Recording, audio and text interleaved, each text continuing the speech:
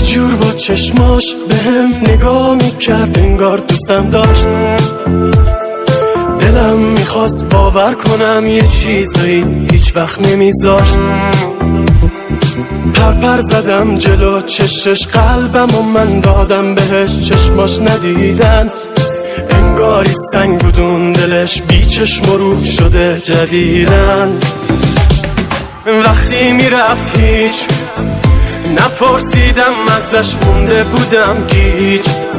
مهم نبود واسش چیمون واسم هیچ. چی دارم من ازش؟ هیچی یادم نیست. وقتی میرفت هیچ نپرسیدم ازش، مونده بودم گیج. مهم نبود واسش چیمون واسم هیچ.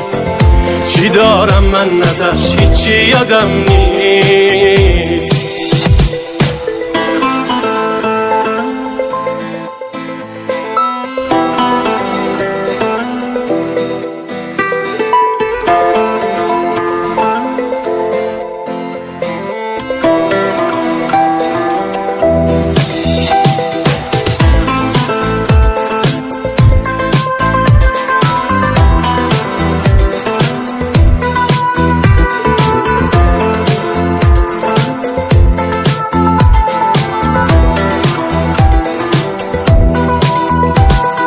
یه کاری کرده همیشه بمونه یاد من، لعنت به روزی که افتاد چشاش به چشم من. بدکاری کرده، بدکاری کرده.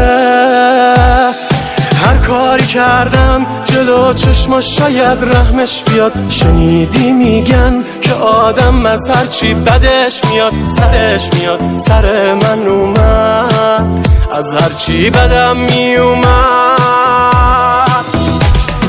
وقتی میرفت هیچ نپرسیدم ازش، مونده بودم گیج. مهم نبود واسش چیمون واسم هیچ. چی دارم من ازش؟ هیچی یادم نیست.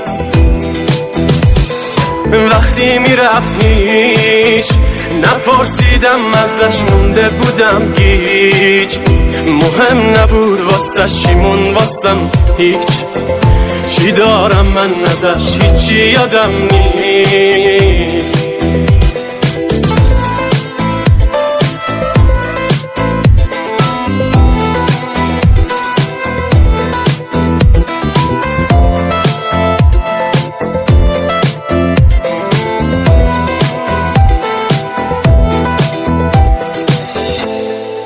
نعیم روشن، میلاد ترابی.